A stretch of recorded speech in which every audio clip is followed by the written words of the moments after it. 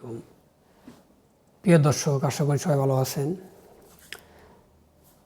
তো আজকের আলোচনা বিষয় হচ্ছে যে, যেমন টাইটেলে যা দেওয়া হয়েছে, যেমন ফরহাদ মাজার একজন মানে মানসিক রোগী।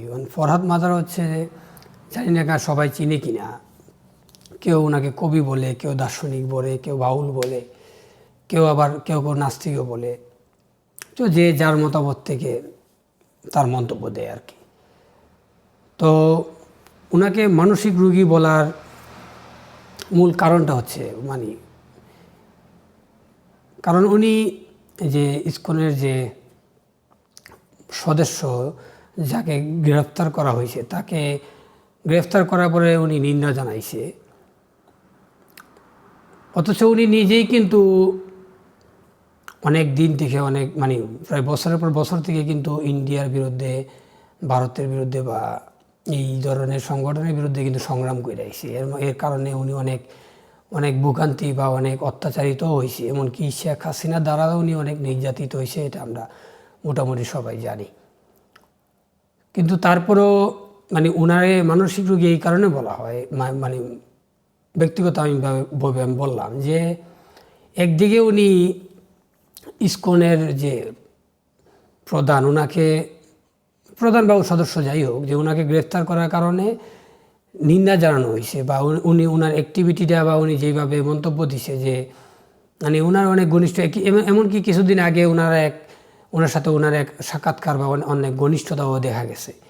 তো ঘনিষ্ঠতা, সাক্ষাৎকার বা ওইটা থাকতেই পারে ব্যক্তিগতভাবে, ওইটা নিয়ে কোনো সমস্যা নাই। কিন্তু উনি এটাও জানেন যে ইসকন বা এই ধরনের যে সনাতনী গ্রুপগুলো আছে, তারা পুরোপুরি ভারত দ্বারা প্রভাবিত, বা পুরোপুরি ভারত তাদেরকে ইন্ধন দেয়। উনি জানার পরেও একদিকে উনি ভারতের বিরুদ্ধে সংগ্রাম করতেছে বা ভারতের বিরুদ্ধে ভারত বিরোধিতা লালন করে, আর আরেকদিকে উনি এই বিষয়টাকে নিন্দা জানাইছে। এটা অনেকটা স্ববিরোধী।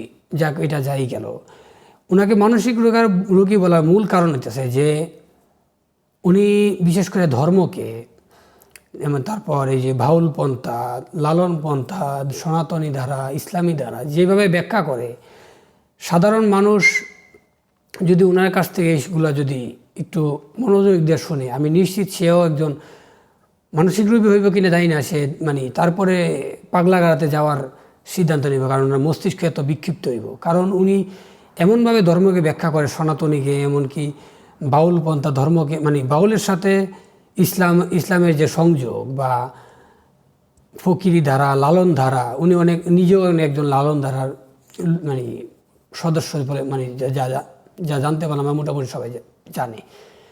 তো উনি যেভাবে ব্যাখ্যা করে বা যেভাবে ইসলামের সাথে বা এগুলোর মিল বানানোর চেষ্টা করে, জানি না মিল আছে কিনা, ওগুলো অনেক ধর্মীয় বিষয় বা অনেক, কিন্তু উনার যে ব্যাখ্যা, না এই ব্যাখ্যা শোনার পরে আমার কাছে মনে হয় একজন সুস্থ মস্তিষ্কের মানুষও সে কিছুক্ষণের জন্য হইলেও মস্তিষ্কের মধ্যে এক ধরনের মনে হবে যে ভূমিকম্প গেছে। কারণ তারপরেও উনাকে অনেকে বুদ্ধিজীবী বলে, অনেকে অনেক কবি বলে, দার্শনিক বলে। তো কোন অ্যাঙ্গেল থেকে কীভাবে এর ব্যাখ্যা বা আমার কাছে এখন আমি ব্যাখ্যা পাই না আর কি। যাই হোক, তো দিন শেষে এটাই বলা যে সবাই, কিন্তু উনিও অনেক বিতর্কিত চারদিক দিয়া। ব্যক্তিগতভাবে ওনার কাছে আমার পরামর্শ ওনার কাছে যে উনি যাতে ওনার মন্তব্যগুলা নিজে একটু মনোযোগ দিয়া শুনে, যে উনি আসলে বা কি একটু ভাইবা চিন্তা বলে, যে আসলে কি বলতাছে, কার সাথে কি মিলাইতাছে, কি মিলানোর চেষ্টা করতেছে, এটার সাথে এটা মিলাইলে আদৌ মিলবে কিনা, একটু যাতে চিন্তা ভাবনা করে একটু কথা বলে।